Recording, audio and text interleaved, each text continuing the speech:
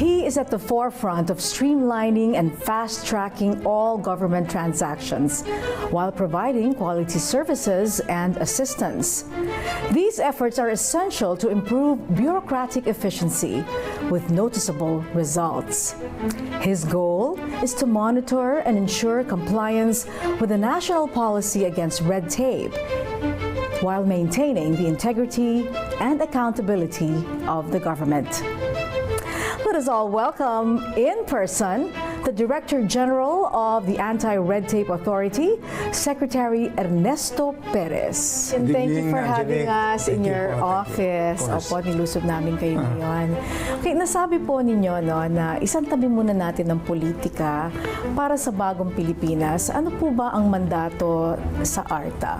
Ang mandato po ng ARTA is to implement the Ease of Doing Business Law, Republic Act 11032, or the Ease of Doing Business and Efficient Delivery of Government Services Law.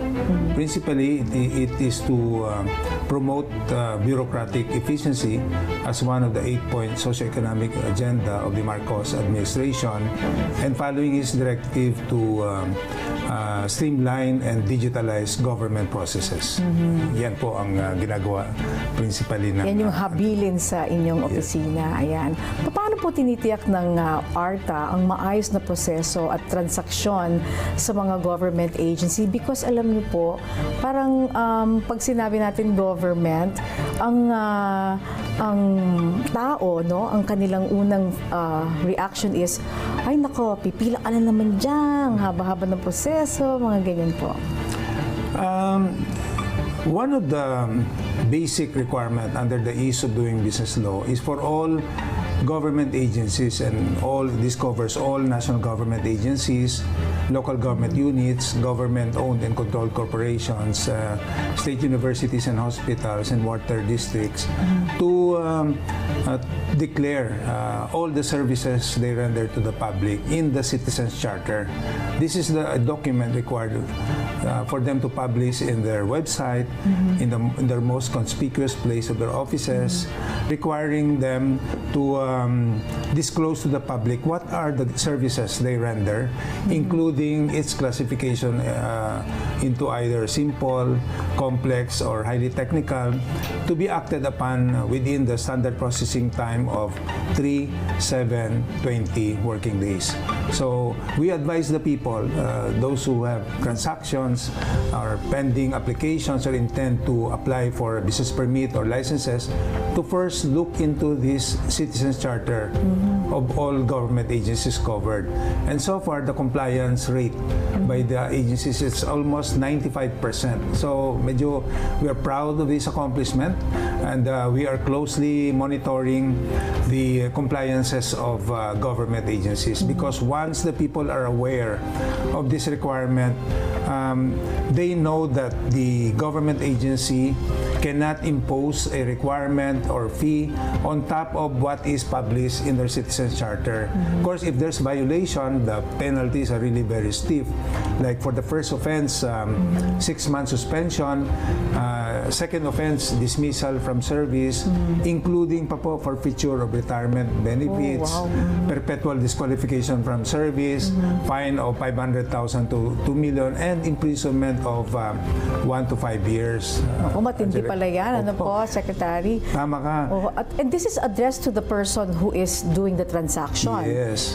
Paano po yung agency mismo? Kung meron pong kapabayaan po, let's say, yung OIC or yung boss po niya, paano po yun? It is also very specific in the law under Section 10 of Republic Act 11032 that the agency head, including the supervisors, department heads, are responsible for the implementation of the law. So not only will the government employee doing frontline services will be held liable, including the supervisors, including the agency head, depending on the evidence to be established. Nakakatakot pala yan, Secretary. You know why? There's this, if people are aware of this provision, even government agencies, government officials, and employees would immediately act whenever they are called upon by ARTA, because they know that we investigate appreciate and we act fast on the complaints or issues or concerns raised to us.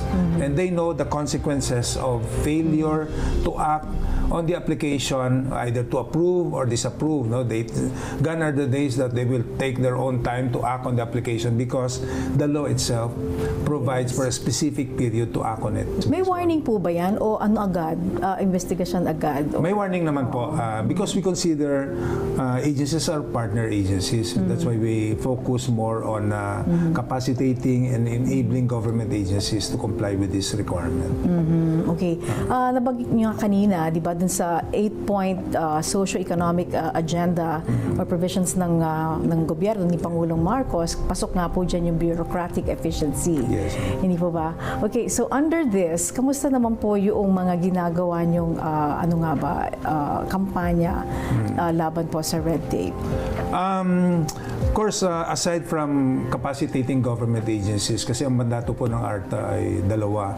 First, on the enabling and capacitating government agencies to streamline their processes, undergo re-engineering, and conduct regulatory impact assessment on the regulations that they issue or implement. Now, if there's violation, we have our legal department that will, of course, require them to answer charges, and after due investigation, we will file the appropriate charges either with the Civil Service Commission or with the Office of the Ombudsman. Aside from the focus on compliance on the Citizens Charter, meron din po tayong mga programa, initiatives that we have developed, especially during the pandemic period, knowing that the importance of having a faster and stronger internet connection. The first joint memorandum circular that we released together with the DICT, DILG, and the DTI is the JMC on the streamlining of permitting requirements for the shared passive telecommunications and the construction of telecommunications tower. So successful is this that we were able to reduce the processing time from almost 2.5 years to just about 2.5 months. Kaya so many people then before this JMC, especially the tower companies and the telco companies, were complaining. And so as a result of this initiative, we were able to substantially reduce the number of requirements from about 86 to just about 16, processing time from, as I said earlier, 2.5 years to just 2.5 months. That with the 1-year implementation alone of this JMC resulted in the increase in the permits issued by more than 26,000. And this is based on World Bank figures. So successful this initiative that when it was set to expire on last year, the private sector lobbied, and the president sort of extended the validity of this JMC by way of the issuance of Executive Order 32. And this made permanent all the reforms that we have done in the telco sector.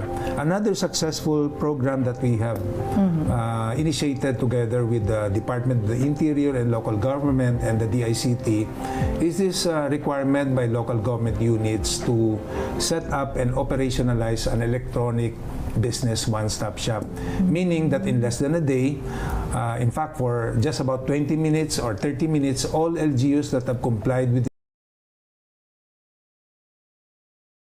LGUs, and that year, mga less than 20 nakapag-comply dito.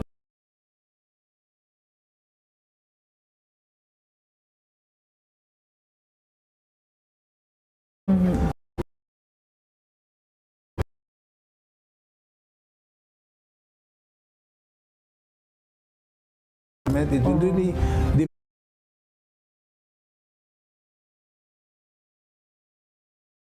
ating pong mga proseso, and imbis na red tape, dapat daw red carpet treatment. Okay, pasasagot po natin kung ano pong ibig sabihin niyan sa pagbabalik po ng ating programang In Person.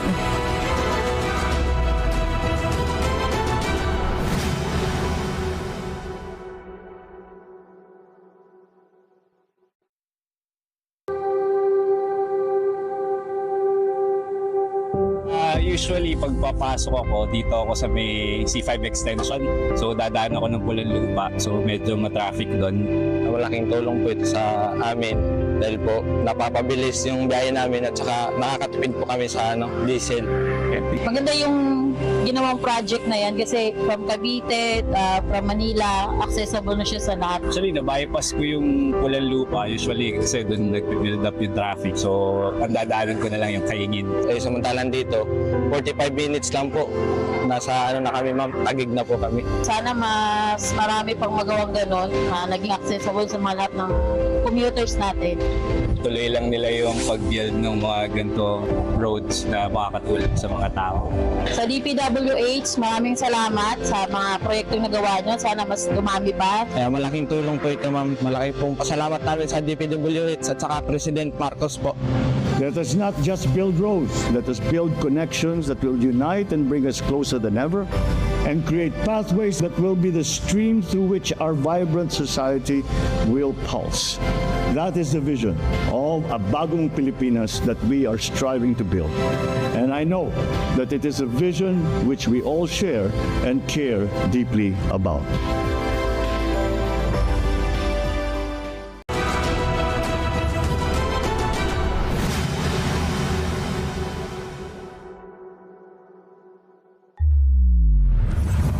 At nagbabalik po ang in-person at kasama natin ngayong gabi si Secretary Ernesto Perez, Director General ng Anti-Red Tape Authority. At ito nga po nabanggit ng Pangulo, remove the red tape, ayan, and give the stakeholders a red carpet treatment. Ayun. So paano po kaya pinapalawig ng ARTA ang kampanya pa sa red tape? Kanina po nabanggit nyo going digital, hindi po ba? Yes. Alam niyo po, in the latest survey by the Management Association of the Philippines, the number one concern among prospective investors and even existing businessmen in the country is really all about ease of doing business. Are the requirements, are they overburdened with requirements? So, to replace red tape with red carpet is to give VIP treatment for anyone who comes to our respective offices, meaning all those unnecessary requirements should be removed and as much as possible apply a business one-stop shop. And by streamlining the requirements, we are assuring businessmen that it is easier for them to engage in business in the Philippines. And to do that, and as you said, by using the digital platform, we have been able to develop at least 2 programs which I think are really game-changing insofar as engaging in business in the Philippines. And I'm talking about the Philippine Business Regulations Information System and the Anti-Red Tape Electronic Management Information Systems. All of these are centralized online portals that ARTA was able to develop through the technical assistance of the United States government. Yung pong PBRIS, the Philippine Business Regulations Information System, we're now in the process of capacitating and enabling select government agencies doing frontline services, meaning that those agencies are now able to upload all the regulations they issue and implement, and ensuring that these regulations are not burdensome, have been subjected to public consultations, and they're not overlapping, they're not conflicting, so that anyone who would like to, who has access to this system will be able to know all the regulations involved in the sector that they're engaged in. For instance, they engage in the food and pharma, on the energy, on responsible mining, and all of this. They look into this system and they will be able to know all the regulations involved.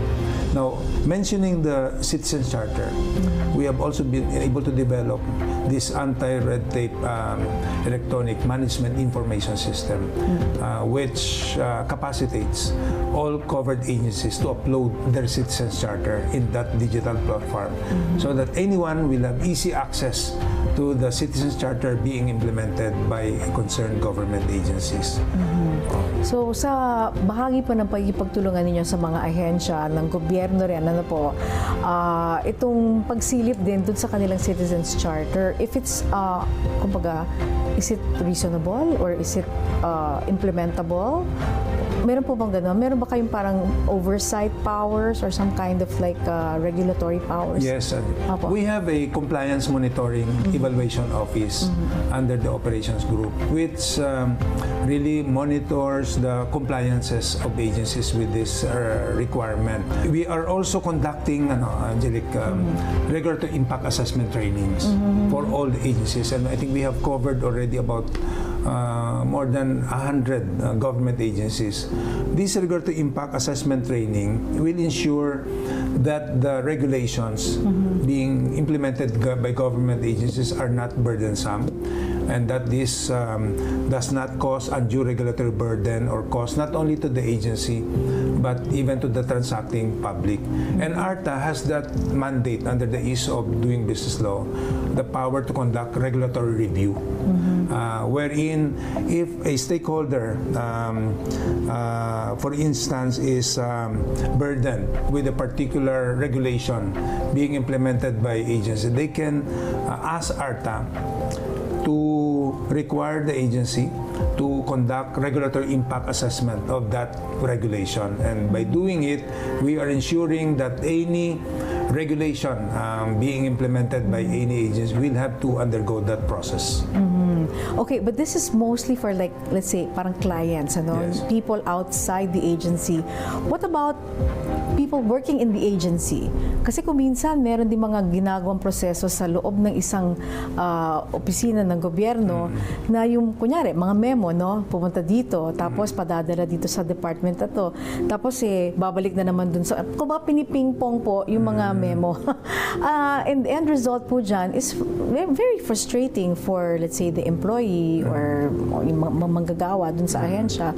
Kasi it's within the government agency na marami pong red tape for people who are working there.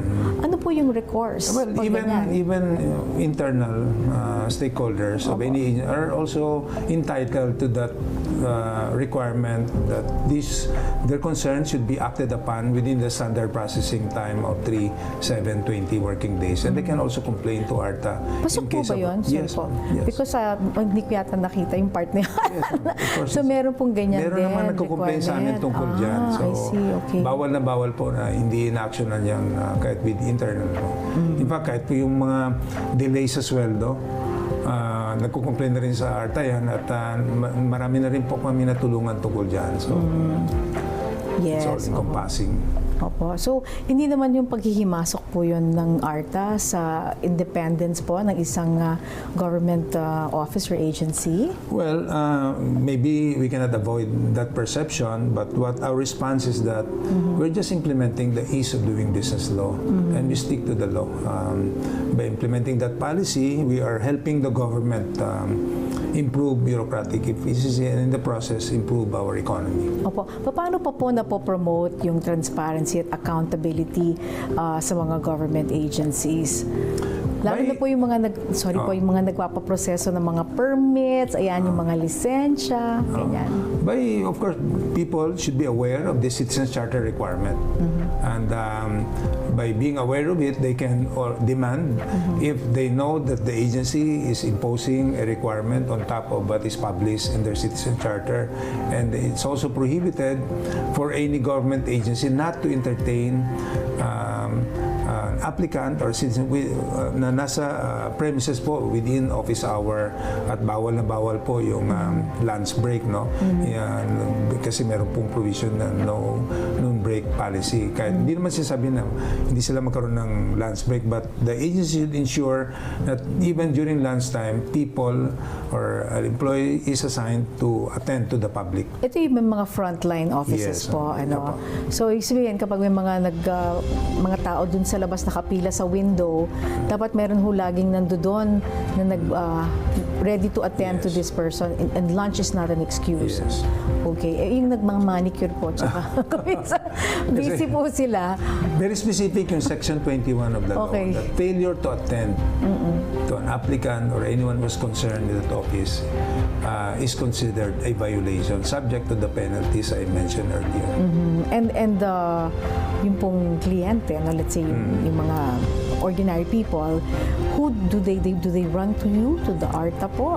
Yes, they can. They can simply call our hotline 12782 or kaya call 8888 because we entered into a memorandum of agreement with the Citizens Complaint Center, or they can email us at complaints@arta.gov.ph. Ayun. At meron pong nakabantay din dyan. Meron. And dapat within 3 days po ba may action? Yes, dapat action within 3 days. Otherwise, they'll be asked to explain. Ayun, okay. So ano pa po mga strategies ang ginagamit po ng ARTA para mapalakas pa yung kolaborasyon o pagtutulungan ng mga government agencies at yung pong mga private companies, so yung private sector po, para ma-identify din at matanggal yung mga unnecessary procedures o yung nga pong red tape? Angelique, we claim that we are successful in the implementation of our programs and initiatives because of the support of the private sector.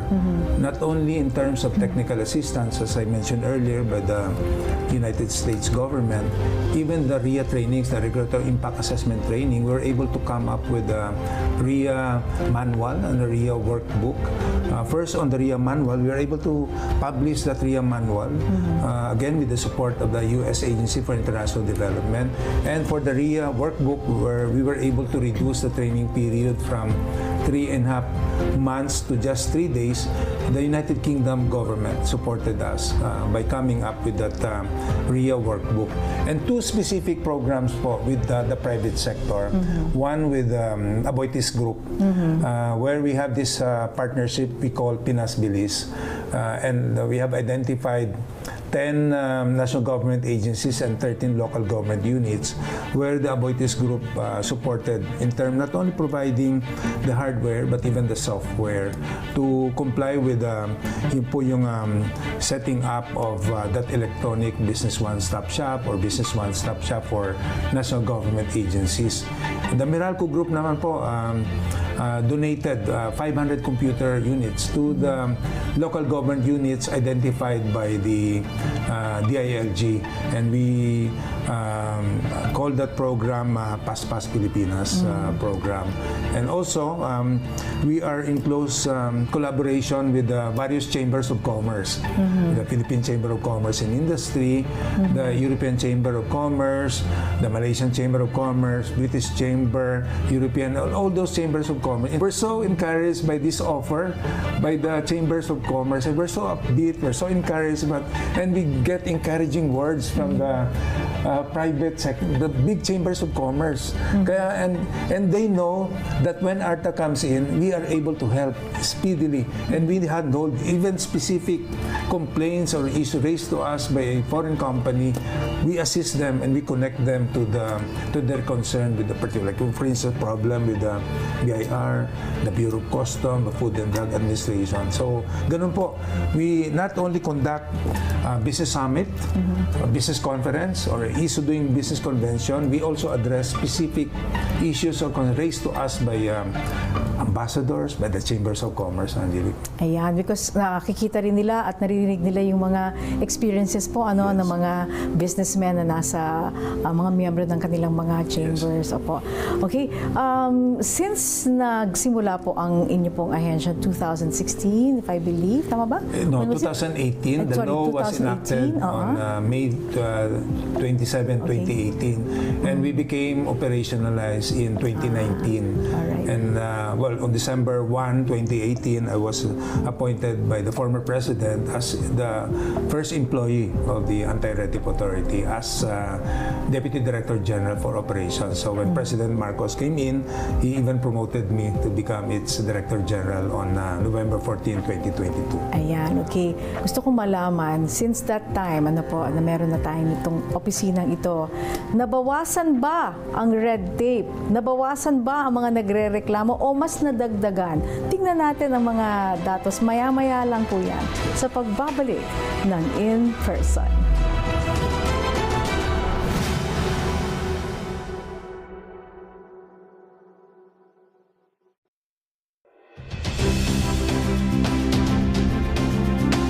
The Philippines cannot yield. The Philippines cannot waver. Ang West Philippine Sea ay hindi kathang-isip natin lamang. ito ay atin. At ito ay mananatiling atin hanggat nag-aalab ang diwa ng ating minamahal na bansang Pilipinas.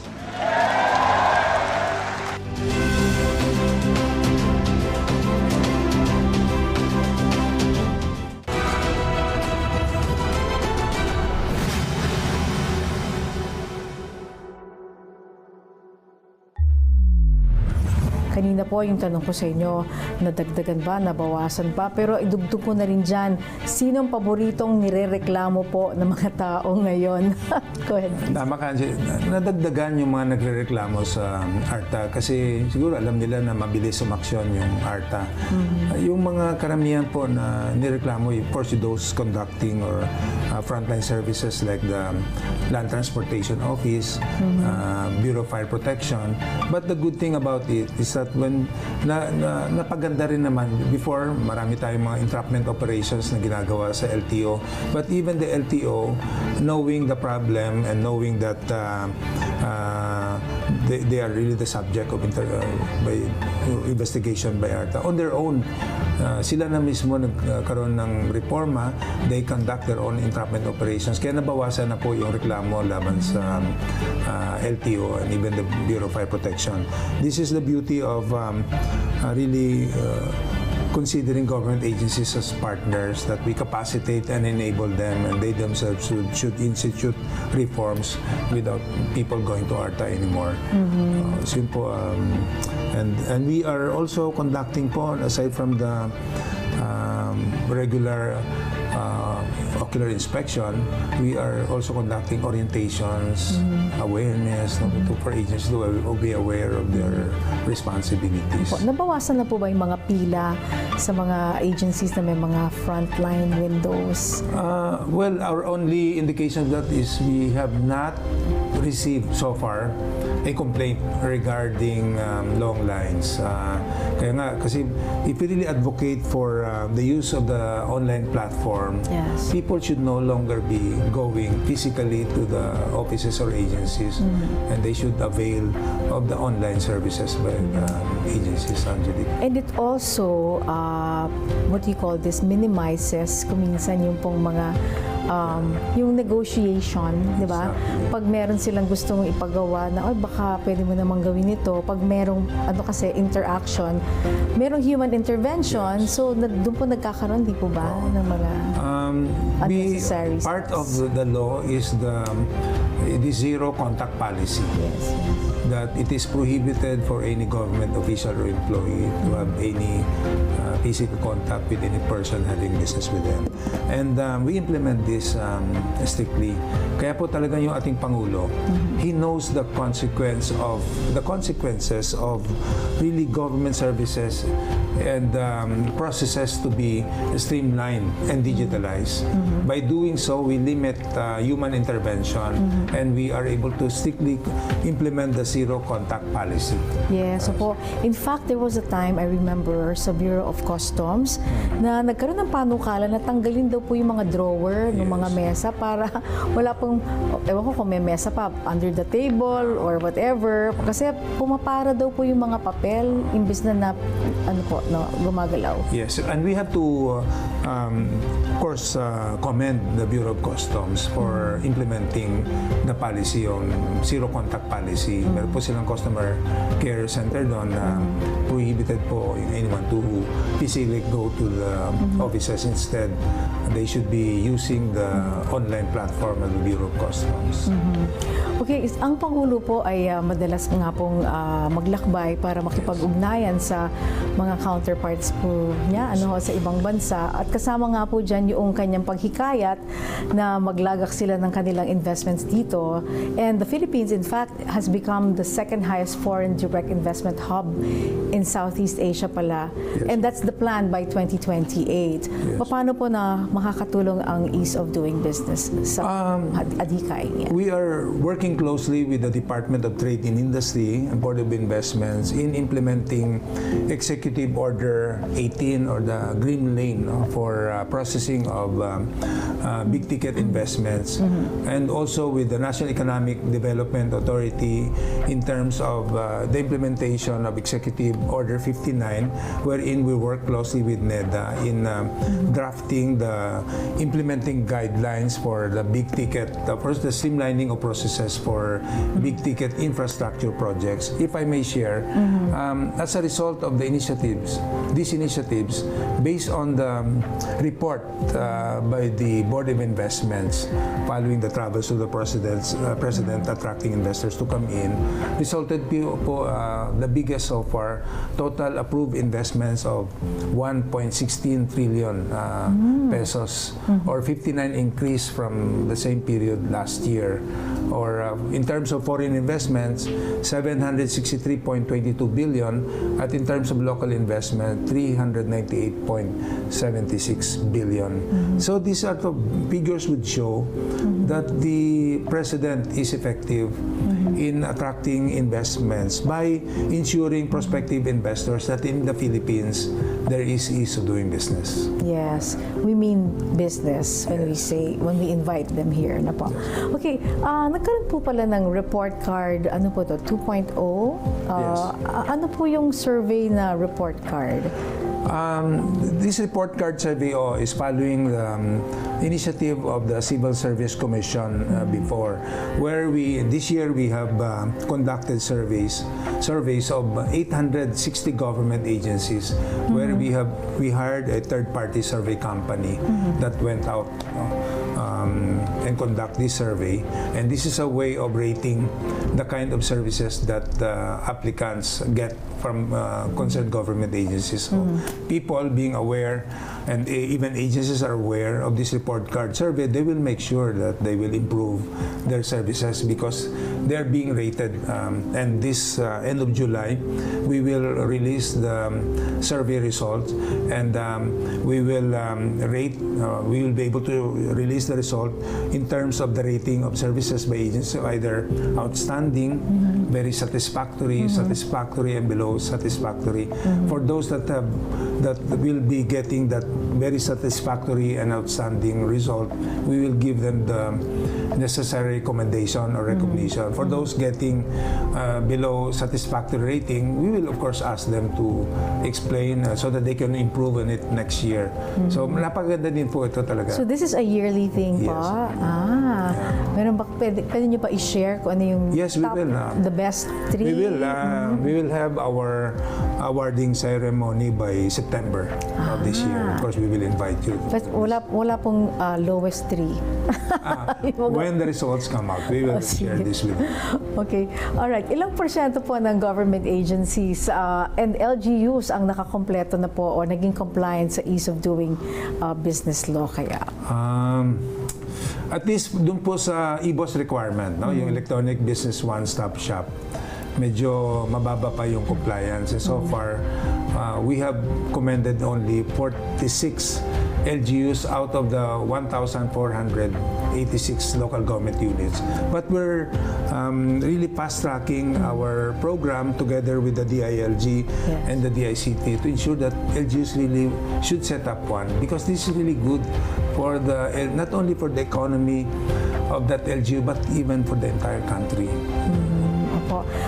Sa mga foreign investors, may mga sinasabi nga sila na napakarami daw permit na kailangan dito sa atin para makapagpatayo ng negosyo, at meron pong nagsasabi na hindi daw po umuusad ng mga papel dahil nga po may mga humihingi dito ng lagay o kaya mga suhol. Paano po kaya ito na-actionan? We really encourage them to complain to us by simply emailing us at complaints@arta.gov.ph, and we can assure them that we will help them, assist them.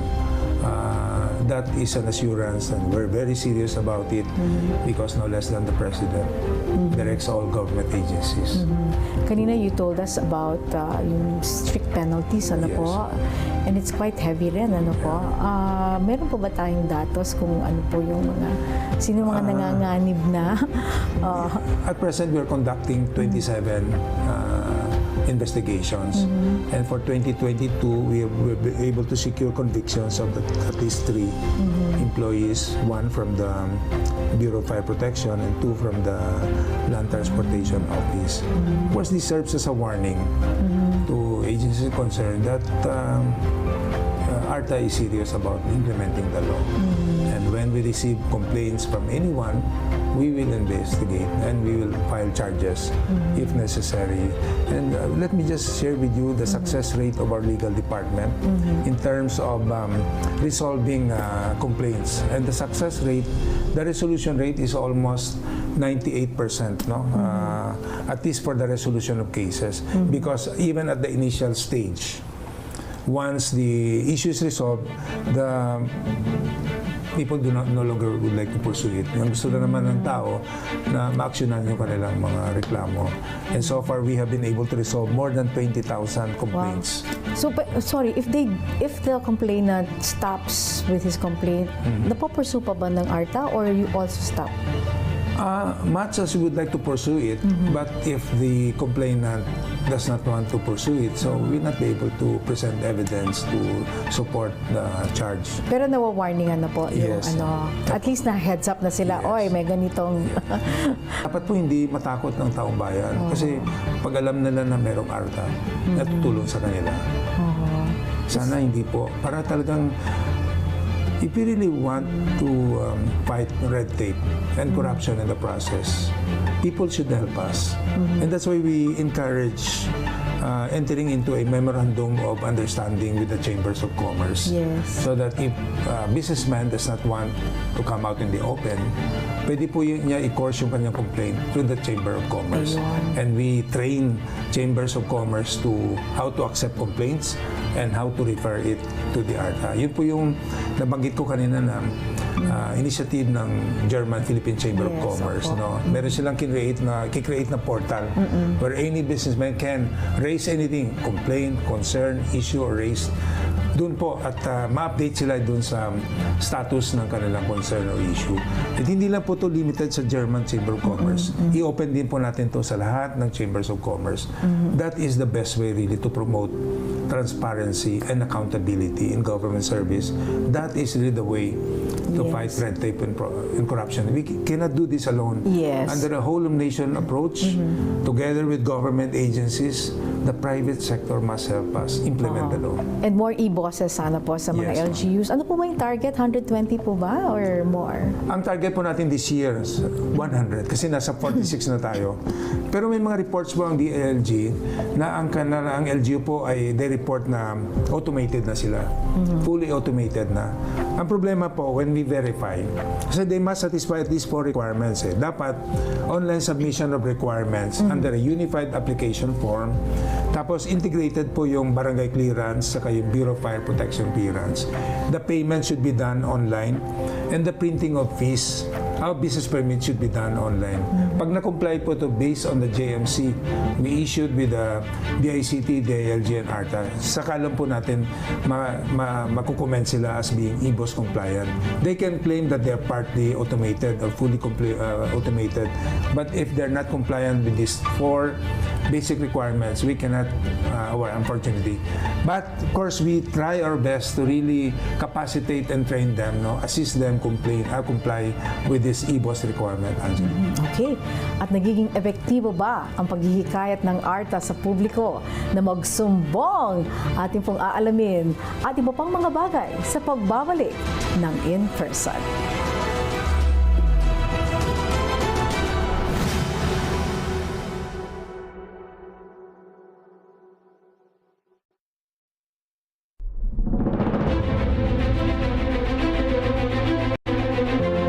Ang dumaan at tagtuyot na El Nino ay krisis din. Ito'y kalamidad din.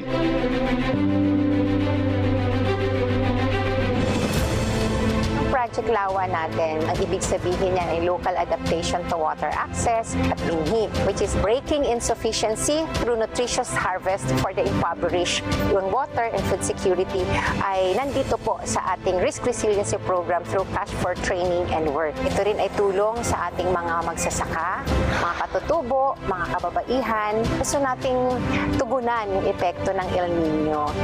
Tulad po sa mga magsasaka na umaasa lang po sa tubig ulan, ay meron na po tayong Project Lawa ngayon. Thank you sa DSWD kasi nagtagumpay kami ng dahil sa Project Lawa. Ipagpatuloy sana ng DSWD na tumulong sa tulad naming mga farmers, gardeners para tuloy-tuloy ang progress. Bilang Pangulo, tinitiyak ko na ang pamahalaan ay hindi titigil sa pagkilos upang pagaanin ang bigat ng epekto ng El Nino sa inyong pamumuhay.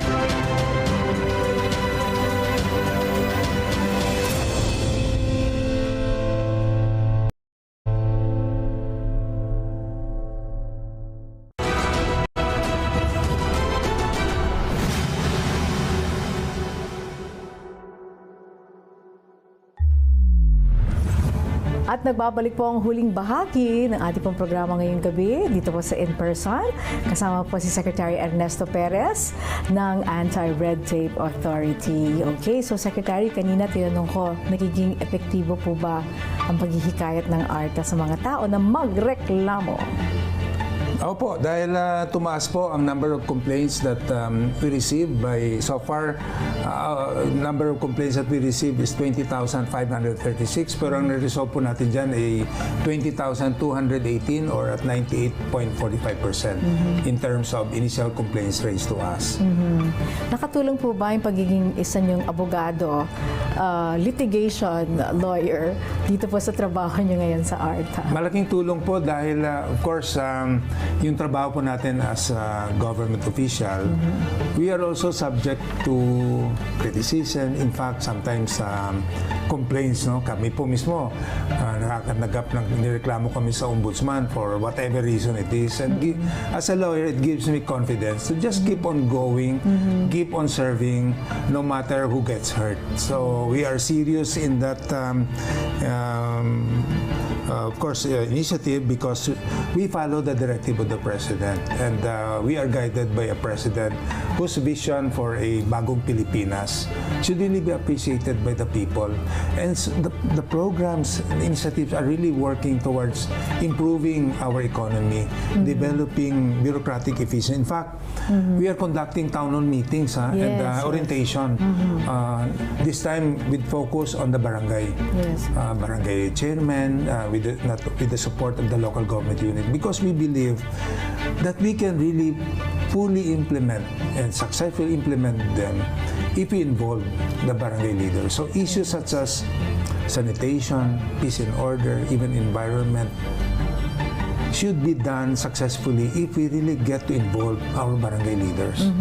And also the public, po, kasi parang ang mga Pilipino po, kilala tayo bilang matiisin.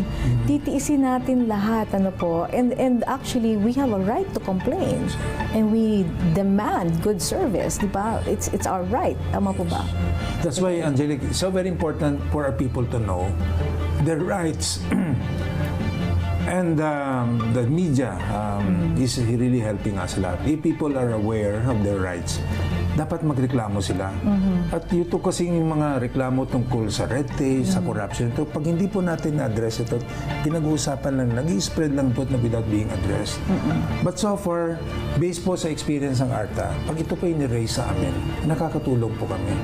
That's why we really get the support of the Chambers of Commerce because businessmen know and they're aware that ARTA is serious about implementing the ease of doing business law, and anything at all that they raise to us, we act on it immediately.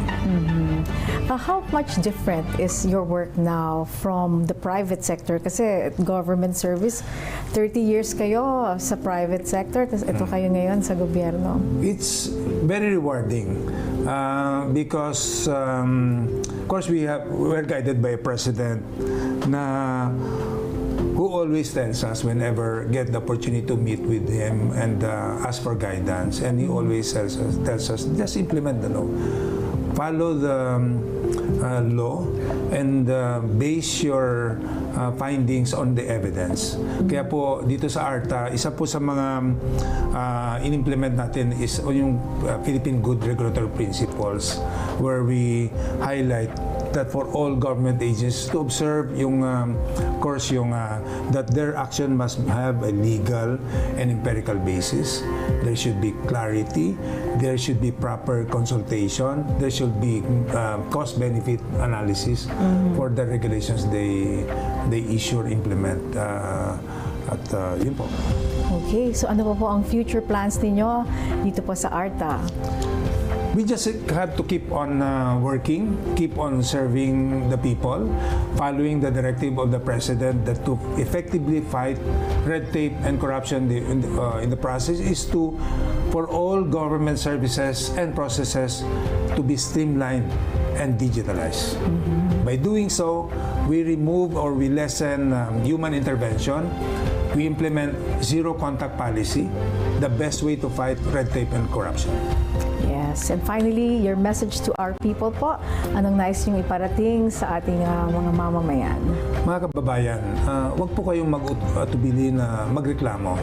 Pag meron po kayong concern, na-encounter na red tape or corruption issue in any government agency, mag-complain lang po kayo tumawag po sa aming hotline 12782 or kaya 8888 or kaya mag-email sa complaints@arta.gov.ph at makakaasa po kayo ng Anti-Red Tape Authority who is more than ready to help or assist you.